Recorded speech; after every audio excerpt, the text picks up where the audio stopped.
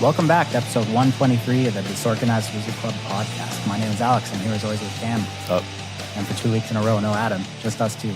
Yeah, you know, my nickname should be Adam at Will. And we're a pair of auto-based players, play just about anything and everything we can qualify for. We talk about decks, tournament stories, just about anything to help you and ourselves get better at Magic. Hopefully. So your whole house has the plague. Yeah, except me. Except you. Yeah, so our other roommate, Pete, got strep throat and went to the doctor, got some whatever for it. And then Adam had also had a cough, and so assumed that it was, could have caught strep from Pete. So he went to the doctor as well, and he had to wait around. This is like the blowout. He waited around it for like 3 or 4 hours, like just miserable coughing. And then the doctor eventually told him that, no, you don't have, anything we can help you with. It's like some viral throat infection that's going around. You just have to go home and suffer until it goes away. So brutal. I've been like trying to avoid the house, and when I am there, I just like keep my door closed and don't talk to anybody until like the plague passes. Self-imposed quarantine. Yeah, I'm just trying to stay safe, man. Man, that's brutal. So yeah, he's been bedridden for the past couple of days, eh? Yeah. So no Adam for 2 weeks in a row, but that's okay. We got plenty of stuff to talk about, some exciting announcements. And before we start the show off, we're gonna give our shout out to our patrons that have been supporting us since we started this Patreon. Every single one of them are just great people who do nothing wrong in life. Yeah, just the tip top people that you would ever want to surround yourself with. You'll have to see it. But big shout outs to Tim, Thomas, Phil, Trevor, Ursulus, Andrew, Aaron, Will, James, Daniel, Jay Thomas, Hayden, Domingo, Tyler, Mike, and everyone else who supports us. Big shout outs to you guys. We love you all. Thank you so much for the support. And if you too want to become a patron and get yourself shouted out on the DWC podcast, patreon.com/DWC podcast. We have sweet little tier benefits. Everyone gets access to the DWC Discord. We have sweet custom DWC tokens. All the patrons get access to our pre-show, which we do every week before we record. Sweet little bonus content there. It's like a 2-for-1 deal. Yeah. It's basically 2 shows because, surprise, surprise, as a disorganized wizard club, it's like almost longer than the episode that it takes us to prep for this. Sometimes, yeah, we have pre-shows that are as long or sometimes longer because we just go off to figure out what we're going to do. Yeah. And speaking of support, before we jump into the meat of this podcast, big shout outs to the Wizard Tower, longtime sponsor of the show, wizardtower.com, your source for Magic singles here in Canada, free shippings on singles here in Canada. Also, new thing they have, your source for snacks. Nice. For the longest time, they had like a drink fridge, but now they have like chocolate bars and like other snacks and stuff. Yeah, so if you're in Ottawa and you want to go play F&M, you can get awesome snacks. Yeah. Did you hear what happened? No. So I think this is stores were recently informed of sort of the checklist requirements to become a premium WPN network member. Okay. With this new Wizards Play network. And one of them was offering some sort of food. So Tower went out and got a bunch of snacks and stuff and started offering them, included, chocolate bars, Reese's Pieces, whatever. And then realized that some of their staff are allergic to peanuts, and then immediately had like a 50% off, sell all the peanuts. We didn't think about this sale. Damn it, I missed it. Reese's Pieces are my favorite. Yeah. Rats. Anyway, there's a bunch of big Modern tournaments this past weekend. It feels like that's been every weekend recently. Yeah. People love their Modern. We're in the middle. We're almost through it. But SCG, won by Izzet Phoenix. Okay. GP Bilbao, won by Izzet Phoenix. Wow. 2 in a row. And GP Tampa, won by Grixis Shadow, beating Izzet Phoenix in the finals. Yeah, I mean, they both have blue-red lands on them. So close.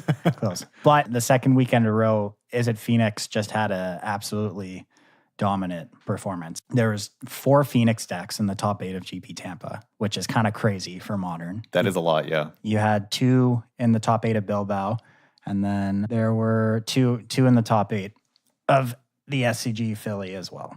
My first question is always, how represented were these decks? How many people were playing them? Back in the standard days when there were 6 red-black decks top 8ing, but then you realize that literally half the field was on it. Okay, sure. But then I remember that like this is Modern, and in your early rounds or people just showing up like to play for fun, you're still going to have a huge variation in decks arriving. So I don't like this is a lot for Modern, 4 decks in the top 8 or 4 copies. Sorry, we have deck list overviews. A lot of Phoenix at both these tournaments. I think everyone is just kind of on the same page now that this is the top deck, and you have pro players who are playing these events just kind of gravitating towards this kind of strategy. It's consistent, it's powerful, it's kind of everything you would want in a Modern deck. But that doesn't mean it's unbeatable. It's just very consistent and doesn't really have a fail rate, which sometimes happens in Modern. Like Tron, powerful deck, but it has a fail rate, which can happen pretty frequently, which is why you don't see that kind of deck dominating every single Modern tournament. But Tron had a decent weekend this past weekend, put a copy in the top 8 of Tampa and the SCG. I think it had a good weekend there was a big Modern tournament in Texas as well, the Hunter Burton Memorial, and multiple copies of Tron in the top 8 of that tournament as well. Everything's bigger in Texas, even the mana. Yeah. A Hollow One made a comeback? Yeah, 1 copy of Hollow One in SCG. Yeah. But in the story of all these tournaments is Faithless Looting. That card is good. You should probably be playing it. And if you're not, you should probably be playing Ancient Stirrings. Yeah, this is an interesting thing. There was for a while, over the past year, maybe longer, there have been various articles written and various sort of people saying that, making sort of overblown comparisons, saying things like Faithless Looting is the brainstorm of Modern, making these sort of comparisons to incredibly powerful cards. And obviously it's not that powerful, but it does add a lot of consistency, but it always sort of had this downside. It's card disadvantage on the front. It's really expensive on the back for a cantrip, but it does enable a lot of consistency. And for a while, there was a sort of experimentation of ways of decks that can take advantage of the consistency while mitigating the downside. For a while, that was Mardu Pyromancer.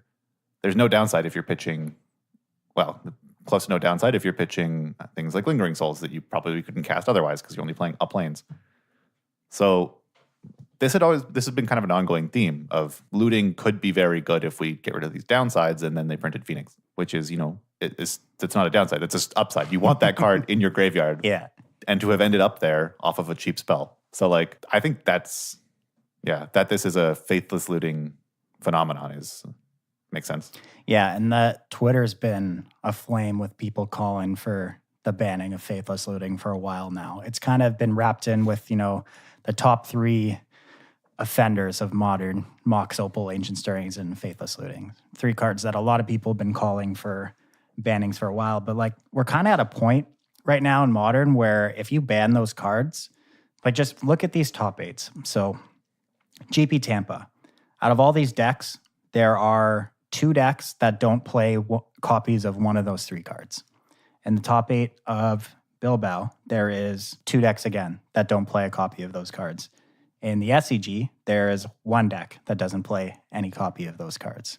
Yeah. That's a lot of decks that just not now a lot of these decks are just kind of Izzet Phoenix, the same sort of, and Dredge, those sort of strategies. Mm-hmm. But the top of the format is all kind of decks that take advantage of these cards. And if you think about the format as a whole, there aren't many decks that don't play one of those 3 cards right now that are good. Yeah, that's true. Which, maybe that is something to say about how overpowered these cards are.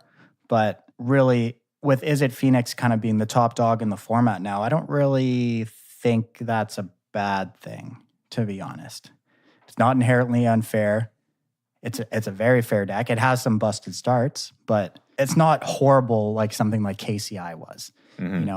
It's not a deck with a slow combo. And by slow, I mean physically timed slow, not in turns. But if the format doesn't warp around it, it's just going to continue smashing everything else. So other decks should start adapting at this point. Yeah, but Modern is just being Modern, and people are just not changing fast. Oh yeah, Modern's one of those formats. It's glacial. It takes forever, and people don't really move to multiple decks. For a lot of players, myself included, you own 1 Modern deck, and that's just what you play always. Mm-hmm. I think at this point, I like that Wizards didn't ban anything. I don't think you should ban anything right now. And it drives me nuts to be seeing people constantly like, oh, look at this top 8 again. Phoenix dominating, got to ban Faithless, blah, blah, blah. I'm like, I don't think having Phoenix as the best deck is bad for the format at all. It's not annoying to watch. Games are interesting. It's consistent. It's fair. I don't see anything wrong with that, you know? Whereas like the KCI, playing against that was a nightmare. You could even say playing against Splinter Twin was very annoying as well. Just had like an instant kill combo. Like the games played out in very odd ways. And you just don't have those kind of same play patterns when you're playing against Izzet Phoenix. Yeah, if you like let your card down for one turn because you want to deploy your own threat, like you take 6, you take 9, but you're down, you're behind, but you have a couple more turns to play to try and mitigate that. So like, yeah, you're not just instantly dead. I can't really comment on the play patterns of Phoenix and stuff because I haven't really been watching Modern coverage or playing Modern, so I'll defer to you on that one. Yeah. But yeah, and like 2 weeks in a row of a deck doing really well, like I could also buy the narrative that a lot of people who aren't playing Phoenix attributed its success last weekend to popularity. And so they didn't adapt maybe as much as they should have. And this week it was also very successful, which, at some point you have to stop writing off as just popularity and start changing your sort of main deck decisions or your sideboarding decisions. So 2 weeks isn't that long, as you were saying, in like the time frame of Modern. Yeah. I watched the top 8 of the SCG and Philly, and the final game just kind of came down to the Golgari player's draw was just too slow. He just didn't really get to do anything. Austin Collins, the Phoenix player, just took advantage of him, had a pretty explosive draw, and the game ended before the Golgari player could do anything relevant. But that Golgari player had an incredible tournament. Yeah, like that doesn't sound like anything wrong with Phoenix. That just sounds like someone didn't draw as well as they needed to in the finals and they lost. Like that's just what happens between decks. This is just what kind of I alluded to before with the fail rate of some decks. Some decks just have a fail rate. And we saw that in that match. Like if he had a better draw and then Golgari wins, we see all these Izzet Phoenix doing well, but we don't see it taking down 2 tournaments. It's an entirely different story that we're talking about today. But I don't know. There's a ton of decks that can prey upon Phoenix. I think right now there's a lot of people who are just not targeting it the right way. But yeah, there's tons of really good decks in Modern that beat up Izzet Phoenix. It's just we're coming down to a consistency thing here, I think. So people call for looting and stirrings and opal. Maybe these are just sort of worst offenders of a wider class of cards that should be banned. What if we just ban everything that's 0 CMC or 1 CMC? Everything. Slow the format down. Every single deck in Modern would just be obliterated. Yeah, it's a brave new world. Yeah, that'd be wild. There's some interesting things coming out of this tournament, though, specifically in Tampa. The Grixis Death Shadow player, I don't know if I'm gonna butcher his name or not. Roshan, I don't know. He mentioned in one of his winners interview and on the main coverage page that he was taking the draw intentionally versus Izzet Phoenix all through the tournament and in the top 8, which is super interesting because Modern is really known as the format where the die roll is so critically important, kind of like best of 1 standard, but even more so in Modern. You don't really ever want to be on the draw. But that was sort of the wisdom when it was more sort of explosive unfair decks. Whereas, as you were just saying, playing against Phoenix and playing Death Shadow mirrors or sort of fair deck mirrors, like yes, Phoenix is explosive, but it's a fair explosive deck. And those types of decks still rely on card quantity. Yeah, exactly. So taking the draw, you're already up a card on them, and then playing Grixis Death Shadow, you have Inquisition, you have Thoughtseize. So the whole idea is you keep their cards low so they can't pop off with Phoenixes, and then you're just winning the fair fight with more cards, which I mean totally makes sense. They need a lot of resources to do their unfair thing. So yeah, and Adams mentioned that he's been hearing that people are doing the same thing in the Shadow mirrors or in green-black X mirrors as well, just because these are the only fair mirror matches you find in Modern, where card quantity is more important than just being on the play,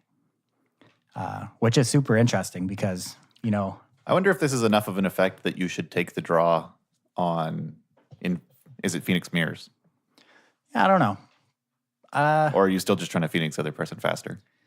I'm not really sure. Because that one card compounded with the discard out of when you do this strategy in Grixis Death Shadow adds up to something significant. But maybe that one card just when you're both doing blue-red cantrips isn't as impactful. Yeah.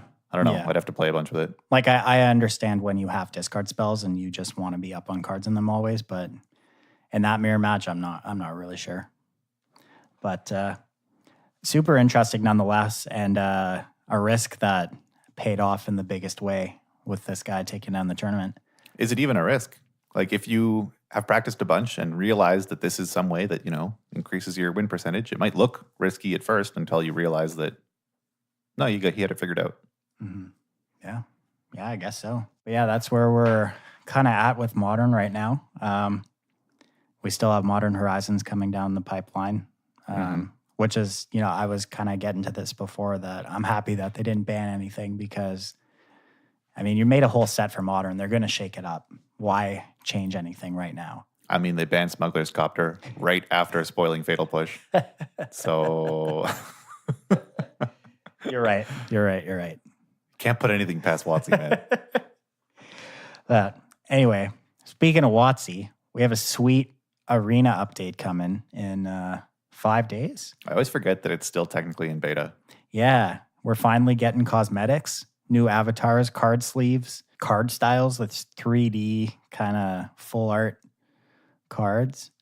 That's awesome. Mm-hmm. Just take my money. Oh, is it money only? Probably. I don't know. I would assume that would make sense. Like cosmetics in every other game. Yeah. It has to be. Yeah. But this is awesome. People have been calling for this for a while, and games like this, people love their cosmetics. Customization. Yeah. I do. I love it. Yeah, it's going to be popular for the same reason foils are popular. Yeah. But, anytime there's something like this, I just, sort of want to stress to everyone, you don't need these cosmetics to be pretty. But if you enjoy using them, you do you. Well said. Well said. We have an announcement. We have an announcement. We have our own announcement regarding another WotC announcement, which we alluded to announcing last time we talked about this announcement. Yeah. It was an announcement about an announcement. Yeah. But announcement day is finally here. We're becoming real WotC. We're going to be co-streaming the Mythic Invitational all weekend. Yeah, as much as we can, based on our availabilities. I know you, Stelly, are working 2 of the 4 days, and Adam and I have events interspersed throughout some of those days. But as much as we can, we'll have someone or two sort of doing a co-stream. We'll 100% be going all day on Thursday and 100% all day on Sunday. So the first and the final day, and then we'll figure it out in between. But if you want to come hang out with us on Twitch and watch the Mythic Invitational, we'll be at twitch.tv/Disorganized Wizards Club. Find us there. We'll be putting the stream up on our Twitter and all our pages as well. If you like the show, come hang out. It's going to be great. We're excited. Yeah. Our sort of initial plans are obviously sort of co-streaming, watching the Mythic Invitational, adding our commentary, discussing the games. And in downtime, we'll probably be playing Arena or doing whatever else. Yeah, it's going to be a fun time. I'm excited. Come hang out. Twitch.tv/Disorganized Wizards Club. So for this week, with Adam being gone, we kind of reached out to some of our patrons in the Discord to see what they wanted to hear. Yeah, we requested for some topic suggestions. Mm-hmm.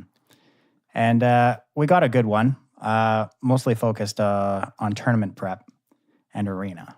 Yeah, so our social media manager, Benson, great guy, he spends a lot of time, more than anyone I've ever seen, looking over results from various tournaments. And as such, he's always had sort of this very cutting-edge sense of how metas are developing. He sort of knew that Hollow One was being brewed as it was being brewed. Like, he was talking about this deck, and then the next weekend it won a tournament, and then after that it sort of blew up. And he's done this with various different archetypes. He's always kind of known when things will start to show up. I'm not sure how he does it, but he just he's always like right on the cutting edge of innovations in like every format. And this is mostly from, he seriously considers tournament results and postings and stuff from like globally, everywhere, anywhere you can find. But his question has been motivated that, in the past, he's felt that this has helped him prepare for tournaments. He's understood what will be there. And so he's, could tune his deck accordingly. But he's found that he's feeling there's less of an advantage from this time spent currently, and that his opponents are they are closer to matching his level of preparedness now. Okay. But he doesn't think that they're looking over as many results or doing as much research as he is. And so his question was, is this because of Arena? How has Arena affected tournament prep? And, the short answer is it's changed everything. Yeah. Well, I don't think it's changed everything because you're like pros, obviously, prepping for the Pro Tour on testing teams or whatever. I don't think their process will have changed much. But it has made a similar process much more accessible. And for the average Joe. Yeah. Like you and me. Yeah, for the average Arena account haver. Mm-hmm. Arena account owner. So we just wanted to discuss a bit like how these different styles of prep, how like sort of prepping by playing a lot of games as Arena allows you to now sort of trumps this more research-oriented approach. Mm-hmm. So, and this was it was a topic we had thought of a couple weeks ago that we never quite got around to working into an episode.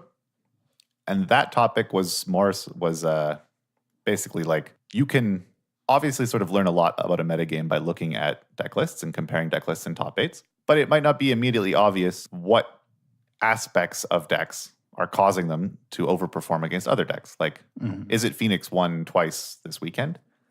And you can speculate, like, Faithful Suiting is good, and like maybe this card is here for this matchup, but it's all just kind of speculation. Like, you can guess why cards were included, or you can, theory craft which cards in one list might be better against another. But we were going to say that the only way to really understand how these cards line up, sort of off paper, is to, proxy up those decks, get those decks and play games, play the matchup a bunch. Yeah. And in doing so, understand sort of how they interact with each other and why people may have included them. So, yeah, seeing how the cards play out in context of actual games rather than just in your brain, how you think they would, is so much more important. When it comes to, playing standard decks, certain interactions between cards or just jamming games, like understanding certain card choices in deck lists, whether it be in the main deck or the sideboard, like without actually playing games, you're never going to get a full understanding of why those cards are there, what purposes they serve, and how they help, how everything all adds up to be a winning strategy. Yeah. So like, to draw an example from past standards, there are some extreme cases where just by looking at deck lists, you can understand what's going on. So let's go to Hazoret versus Scarab God days. Okay. The black decks, like the blue-black mid-range decks, they played Vraska's Contempts. And it's pretty easy to connect the dots there and say, oh, those Contempts are for those Hazarets and those Scarab Gods. And let's say you had never played either of those decks before, you hadn't played Standard in that season, you could know that, you could figure that out. But you might also be playing a game and, they haven't cast a Hazoret or they haven't cast a Scarab God and you're holding a Contempt and they have, maybe they made a 4/4, some Eternalized guy. And you think, yeah, I don't really want to take 4 from this. I'm at 8. I'll Contempt it. And those Contempts were there for the aforementioned targets. But they haven't showed up yet, and you have a Contempt, the game sort of, and so you use it. And then, a couple turns later, they do play a Scarab God or they do play a Hazoret, and you don't draw another Contempt, and you just immediately lose. Because without having actually played those games, you don't realize how critically important it was to not spend that card on anything else because of how overwhelming those threats were. Mm-hmm. And so even though you knew what it was for, you didn't actually know how to use it and to only use it in that way. And this is something that just playing a lot of games gives you. Yeah, exactly. You had an interesting one with on Arena itself, right? Yeah, so I sort of recently found 2 or 3 hours that I didn't have to do anything else somehow. And I had seen over the last little while, I know Brian Kibler was playing sort of green-red monsters decks. People have been experimenting with mono-red splash and green or just straight green-red monsters. But I hadn't played against them or with them at all. So I actually had never used the Arena import deck list feature before. Yeah. That thing is super handy. Yes, it is. Yeah. So I just went and grabbed a green-red monsters list, copied to clipboard, imported into Arena, crafted whatever, like 3 cards I was missing. Actually, this was a sweet deal. So I was considering, like, do I want to craft the rest of this? Because I was missing Rootbound Crags. Okay. And some other cards. And so I counted. I'm like, I need 9 more wild cards. I'm missing, 5 rares in my main and like 4 in the sideboard. I guess I have enough. I'll craft this. And then it only charged me for 8. What a deal. Yeah, Arena just can't add. Sweet. Yeah, so I got a free wild card. Hopefully WotC isn't listening and comes and arrests me. But like, anyway, in the past, if I hadn't had an experience playing this deck, I would have, maybe still took Esper to FNM because that's what I had sleeved up and I like playing control.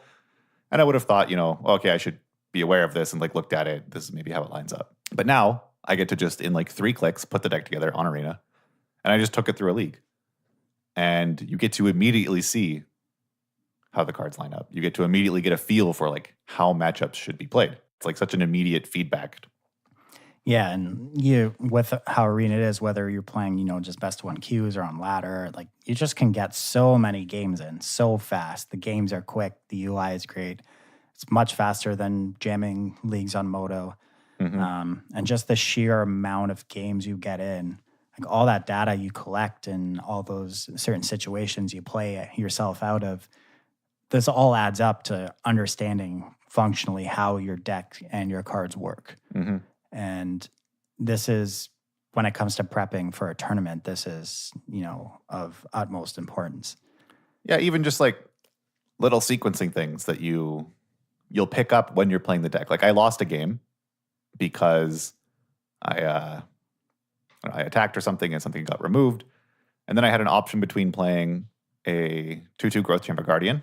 I only had 4 mana, so I had 2 left or something. A 2/2 Growth Chamber Guardian or a Zertog Goblin. And so I just played the Goblin because it was bigger, because it was a 3/3. And then I got Wrath the next turn.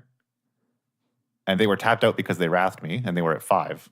And I was holding Lightning Strike Growth Chamber Guardian, which, Growth Chamber doesn't have haste. Zertog would have. Like, I could have killed them, but I just thought, bigger now. Didn't think about getting Wrathed.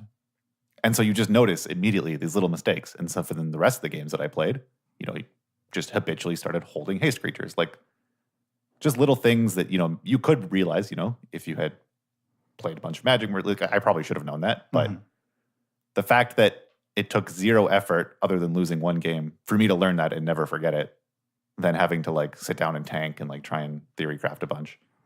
And more subtle aspects of interactions, I think this is probably the only way that you can really learn the extent of them.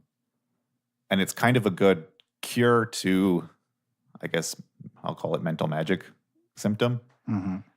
I'm sure everyone has had or overheard some argument that went like this, some discussion about Magic where someone went, I'm thinking of playing X card because it's good against deck A. And they go, wow, well, they can just play Y. Oh, I'll counter it with Z. Yeah, but they just have this. And like, it's this escalation of everybody always answers everything else everybody else does. Yeah. And so that obviously doesn't happen in real games. And so why doesn't that happen? It's because of, timing issues or snowballing issues. It's basically like the Scarab God example. Like, yeah, maybe they used Y to answer X in an earlier turn, but now they're going to die to Z. Yeah. Saying that they can answer your Scarab God with contempt doesn't give you any information about how impactful it is when they don't. Mm-hmm. And so an example with this green-red deck that I just copy-pasted into Arena is I was aware that Cindervines would be good against, control decks. And I knew it was there definitely for Nexus, because you just get fogged out of the games as a creature deck. And I was also bringing in some copies about Esper control, but it overperformed in how good it was. Pinged in for some damage, blew up Search for Canada, whatever. And so I was a bit shocked by how good it actually was. And so I commented in some group chat, like, oh, Cindervine's actually nuts. Didn't realize, like, it was insane in all the games I played it. And someone said, I mean, maybe, but like Esper has 3 or 4 Mortifies. They're just mortified. It's not that, it can't be that good against them. And yeah, you can say, like, they just kill it with Mortify. But that glosses over the sort of, unless you play with the cards, you miss, like, that cost them 3 mana. It only cost you 2. Mm-hmm. That already feels good. Yeah. They're not killing something you have on board that's going to do more repeated damage than the Cindervines would, is probably what they're thinking. Like, so you still have a creature around. it misses how impactful, like how nuts it is in the games they don't mortify it, or where they know they have to mortify something, a bigger threat. It misses the fact that often mortify isn't relevant early enough to stop you from destroying their Search for its Canna, which is a huge game. And so there's all these little things about like, yes, they can mortify it, but that's actually doesn't come up often enough for Cindervines to be any less nuts. So yeah, I would recommend Cindervine's a great card. Put 4 in your sideboard. I've been playing a decent amount of green-red as well. Not with Zertog Goblin, though. I've been playing just Crawl Harpooners. Yeah, I was playing 3 Harpooners and 4 Goblin. Yeah. Any dragons? 3. 3, yeah. Dragon's so good. It's pretty good. I didn't get a chance. I wanted to try a bunch of different lists. I wanted to try like with and without Zerta, with and without Dragon or Siege Gang, but I haven't had time yet. Yeah. The deck's pretty good, but I don't know. I haven't had too much time to really play much. I'll maybe get to play like 1 game a day in between like work or doing other stuff that I'm working on. And ideally, like with the Mythic Championship qualifiers coming up, you can either have to make Mythic this month or next month to qualify for the first weekend. So I'm thinking I'm going to go for it next month. Nice. Because we're getting close to the end there, and I've barely played, and I'm still in Platinum. So, like, we're, I think Adam said he was Mythic Limited now, just doing the, like, 5K gold drafts. Mm-hmm. Yeah. I mean, I thought about maybe doing that, but still, the amount of time I have. Plus, it was Rivals of Ixalan for a while on ranked draft, and I'm not going to use my valuable time to play that god-awful limited format. Rivals was fine. It was better than It's Ixalan. better coming at a triple Ixalan, It yeah. was better than Ixalan. Going back, I'll give it maybe that. not. But I did 1 Rivals draft, and the bots let me have 5 Snubhorn Sentries. And so I just smashed people. That was great. That's a lot of stuff. It's a lot of 1-mana 3/3s. Yeah. All I can remember from that format was just be black-white. Draft a Tetsamok if you open. Draft that 2/5 5-mana Flying Dino. That thing's really good. That card's nuts. Black-White Ascend was probably like one of the safest decks. I really liked Blue-White Ascend as well. If you got the Griffin or Spirewinder, that card was really good. Yeah. But I kind of forget most of that format. Because like the couple times I played it were in paper, and the people locally like just didn't know about or didn't like playing Blue-White Ascend. So I got it like every time I needed to and just smashed people with it. Yeah. Let's just say I'm glad that it's back to Ravnica Allegiance. Not that I have played a single draft since it switched, but I just like knowing it's there in case I want to. This was actually a good transition because like we were talking about how Arena helps prepare for tournament prep for Standard, but the same sort of principles happen in draft. Like the volume of drafting you can do is so much more. It's actually going to have the biggest impact on prep for limited tournaments. Because, totally. Like you can proxy Standard decks with your friends and test if you want, but you can't really proxy draft packs. No. There were sites and services that let you do it, but not like people weren't as willing to use them as Arena. Everyone already has Arena. And so again, it's that sort of how things line up on paper, how often you are to get cards in drafts, like little subtleties like this. Like, yes, this card's good against that card, but if card A is 10 times more frequent in packs and in decks than card B, then like you shouldn't really consider that interaction as an answer. And yeah, even like our episode where we went over archetypes and sort of a how-to draft Guilds of Ravnica. Not Guilds. What's the most recent one? Ravnica Allegiance. That was basically like a tournament for us. We had to understand the format. We had to prep as if we were to go play a tournament. And all I did was just like play a bunch of drafts. Try things out. Things didn't work. Get a sense for how cards line up. And yeah, it's just the volume of play patterns and, keeping note of patterns I noticed was way better than I think that was one of our better limited episodes than we've even had in the past, just because of how easy Arena made it for me to prep for that episode. Yeah, and I mean, like the ranked ladder for draft is just fantastic. Like you get fast games in. You only have to play best of one, which I mean, when you're prepping for a bigger tournament, which is most likely going to be best of 3, it's still important to, get those drafts in, practice building your deck. Like, even if you're just playing game 1s, you're still going to learn how cards play out, what cards are good in the format, how things work. And just getting more drafts in is going to be much more beneficial than actually playing a 3-game match. And I mean, let's say you were prepping for a limited GP and, you can learn a lot about a sealed format by playing the drafts. So you probably just want to play drafts game 2 or day 2 at GPs. There's also drafts. Like before Arena, what would you do to prep? Buy a box and draft it with your friends, like go to some local drafts. That's probably an equivalent cost as getting like $50 worth of gems, which if you don't entirely bomb out will be like, You can do way more with $50 worth of gems. Yeah, it's like on the surface, 10 drafts? Yeah, but I think so. You win gems for those drafts, so it's probably more like 20 to infinite, which is, it's a wide range, but but like you can get way more drafts in for a similar cost as you would have had to put it in paper. Now, that being said, there are some sort of a caveat for like testing drafts on Arena with the fact that you're drafting against bots. Yeah, I mean, nothing's really going to ever replace a human draft. Yeah, and I noticed this the one time I went for an F&M like last weekend or something. I hadn't gone in a long time, and just cards that I thought would table weren't, because humans were valuing guild gates more highly than the bots did. Little things like this. So it's still valuable to like get out every once in a while. But as far as like card evaluation and card interaction, like it's that volume of testing is invaluable.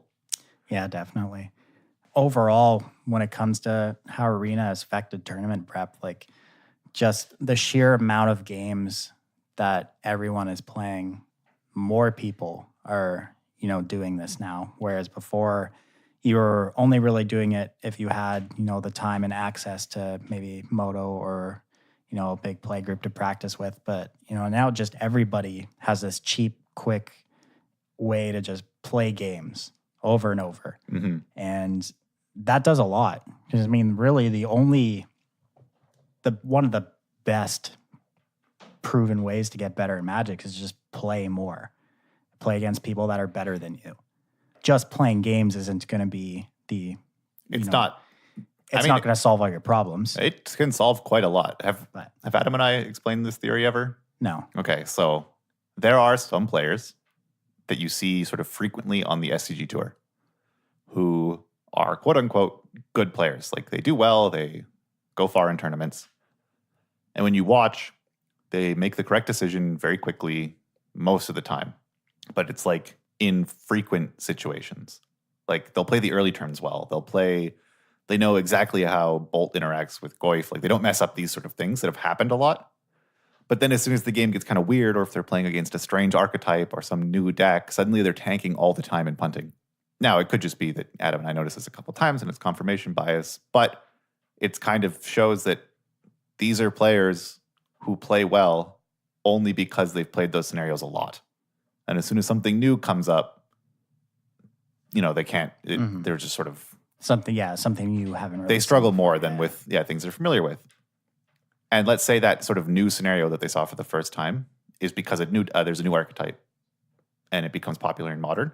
The next time you see them the next weekend or the next 2 weekends, they will play that scenario quickly and correctly because, they already messed up. They learned what to do. And now they just know. So actually just memorizing 90% of the play patterns in a format is like a pretty good simulation of like being very good. Yeah. Okay. I could see that. That makes sense. Right? Math checks out. Yeah, just little things that you can little things that you can memorize. Like that one time that you thought my opponent's at 8, maybe I'll attack them instead of Teferi. And then that didn't work out and you lose. You just memorize. It doesn't matter. Ignore their life total. Always kill Teferi. Yeah. Because I can win if they don't have Teferi. You don't need to sort of understand some grand narrative about card advantage. You just, if you memorize that, always attack Teferi. You'll do pretty good in Standard. Like little things like this that just sort of you can stack up to make like a standard playing robot. Yeah. So now that everyone is kind of playing more, they have access to this great program in Arena. What should someone be doing now to, gain an edge on all these people? How do you take that where maybe before you had an edge because you were putting in this extra prep, but now everybody is? What can you do? Probably use the volume of games available to you on Arena to, rather than just understand a format, I kind of want to say like research a format or like research how decks work. Like rather than just taking a list and playing it a bunch and understanding, I should sequence this way, this card's good in this matchup. Start playing modified versions of that list. If a card's really good, take it out. Try and play with like something else in that slot. And then you'll understand why that card is good. And as soon as you start understanding like sort of the intricacies of how your cards interact amongst one another, or like if there's certain cards your deck can't function without, why can't they function without it? And then just by sort of experimenting, you'll gain an understanding of how these decks were built. And then when the new format comes out, you'll know how that style, how that archetype of deck should be constructed. And you'll be ahead of the other people who are waiting for someone to do well with the deck and then learn it. Mm-hmm. Things like this. It's just trying to get past this, like, I'm a stack of memorized responses in like common scenarios, to understanding why those responses are right. And then, being able to extrapolate in new scenarios. Mm-hmm. Yeah. And I mean, beyond the stuff that you can do just on your own, really surrounding yourself with other players that are better than you is one of the best ways to improve. Yeah, that's true of any as game. Well. Yeah. It definitely, in my case, I just joined a podcast with players that are better than me. Look at me now. But yeah, really like, just involving yourself in, your local community, or surrounding yourself with players that you either look up to, or whether it be just in specific formats or just maybe operations wise, or thinking about sideboarding, just getting knowledge and taking everything in from other players and not just trying to do everything yourself by just jamming games over and over on Arena. Yeah. That's obviously always very helpful. Or say you tried something. Say you like switched out a card and you were trying it, and now it's like that card seems to be doing well, but for some reason you can't quite cobble together as many wins as you used to. Like ask somebody like, this card seems nuts, but like what am I missing here? Like, But yeah, it's like the best forms of tournament prep haven't changed. It's just that Arena has made it much more available to a much wider range of people. And so, scouring through deck lists and understanding how a metagame changes is still very important, but it's equally, if not more important, as like taking these lists that you're seeing in top 8ing and just playing a bunch of games with them. Yeah, I agree. And now, before we wrap this up, we just wanted to touch on one more question we got from our Discord regarding competitive REL. In particular, comp REL tournaments not on Arena. Yeah. Paper REL competitive tournaments. So, I mean, with how popular Arena is now and the big influx of more new players, there's a lot of people who haven't really been exposed to many big competitive REL tournaments. And one of the questions from our Discord was, how does someone prepare themselves for these? Like, what are there other things you should be thinking of beyond just like your deck? And there totally is. It's an entirely different environment. There's just aspects to competitive paper events that you have to keep in mind, and that also sort of require practice. Mm-hmm. So we were just going to go through a few to Step 1, shower. Yeah, that was sort of a joke point, but like I will admit personally, I don't feel the need to shower if I'm just playing Arena all day. Who am I going to bother? Adam? Yeah. That doesn't matter. But yeah, for the love of God, if you're going to be in a convention hall all day with a bunch of people, shower. But yeah, actual things that, these are just some things that we think people that are important to comp REL that if you're not used to it, you might forget. I think the biggest one is new sleeves. Yeah. Don't use your sleeves that you've been playing at F&M for the past month. Even if you think they're fine, it's safer. Just like, if I'm going to go play a GP, I usually even avoid colors. I just get a brand new set of matte black sleeves so that I know there won't be any issues. Yeah, because at events like these, if your sleeves are marked up in any way, a judge is going to make you change them anyway. So change them, or that's best case scenario. Yeah. Worst case is, you get a game loss or some of them, depending how badly they're marked. Like, So obviously something you want to avoid there. One big thing is when it comes to, playing best of 3 Magic at a big competitive level, you always want to make sure you have de-sideboarded after your matches. Yeah. So a good habit to get into is to just always, thumb through your entire sideboard before you start shuffling up for game 1 in every new round, just to make sure there's nothing that was messed up. And maybe you can't remember what's in your sideboard. Bring a second copy of your deck list. Yeah, bring a second copy of your deck list. If it's a limited tournament where you are registering a sealed pool, most judges, I've seen players do this all the time. You can, as you submit your deck list, ask if you can take a picture of it. And every judge I've ever seen ask this always says yes. People just snap a pic with their phone, and then after your best of 3, you can check your list because now the match is over. You can check your phone, make sure you're back in your game 1 configuration, so that this just won't be an issue. So in any format, get in a habit of some way keeping track of what you've sided out. So, and as soon as your match is done, returning your deck to its game 1 configuration, and then double checking at the beginning of matches. Yeah. At big competitive REL events, obviously you have a clock. It's normally 50 minutes per round. So you want to be fast at, it's not a chess clock. You're both sharing the same clock, essentially. So you want to be quick at your operations. You don't want to be constantly tanking for, 2 minutes on every single play you make. If someone's doing that to you, don't feel bad to call a judge. Yeah. This has happened to Adam way too many times to talk. And if he was here, he'd be ranting right now. But he'd be teeing off. If you think your opponent has been taking too long, call a judge, and a judge will just ask him to watch your match for slow play. Yeah. And this ruling on slow play is, it's 2 years now that they made the statement. And so it's still not really enforced. Judges still are kind of in a bad habit of not doing anything about it or not knowing what to do. But if you keep badgering them, then eventually they might realize that it's more that they're not doing enough. But and on the flip side, you shouldn't be slow playing. Yes, it's comp REL, and because it's comp REL, there's going to be decisions that you want to, decide on more meticulously. That you want to spend time making sure you do the right play, thinking about everything you could play around, because there's no takebacks at comp REL. These matches actually matter, and so to allot yourself the time to do that, practice shuffling quickly.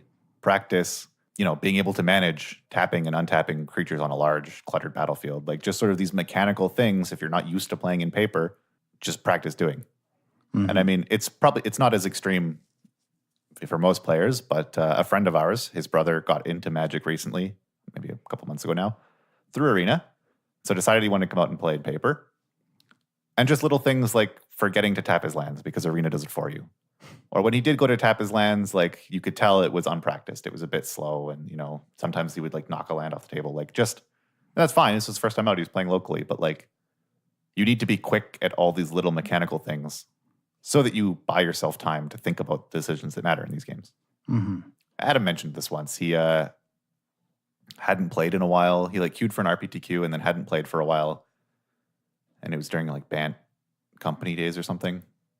But he drove down, and he said just playing round 1, he noticed immediately his shuffling was a bit off. He was forgetting clue token triggers because he was focusing on keeping track of his battlefield. Just little mechanical things that he hadn't kept up with were slowing him down. So as great as Arena is for practice, if you're planning on going to a paper tournament, play some paper events beforehand. Yeah, you got to remember your own triggers. Yeah. And if you miss them, a lot of the time you just miss them at competitive REL. When it comes to, life totals, I've gotten in the habit of just every time a life total changes, I announce both. Okay, I take 3, I'm at 17, you're at 20. Every time a life total changes, just so everyone's on the same page. You've made note all the time, because there's nothing worse than a life total discrepancy. And did you hear what happened to, I think it was our friend Jacob at, this is an insane story. It happened at, I want to say GP Toronto recently. I don't know what happened. So he was playing his match of Modern.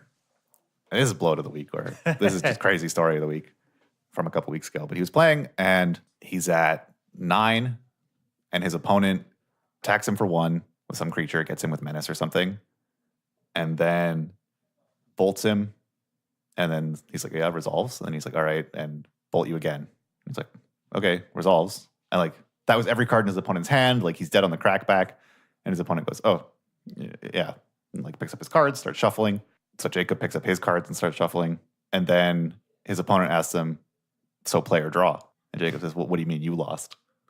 And he's like, no, I didn't lose. I burnt you out. He's like, no, I was at 2. It's like, what do you mean? He's like, well, I gained life off whatever. And he's like, oh, I missed that. And then so they call a judge over. Yeah.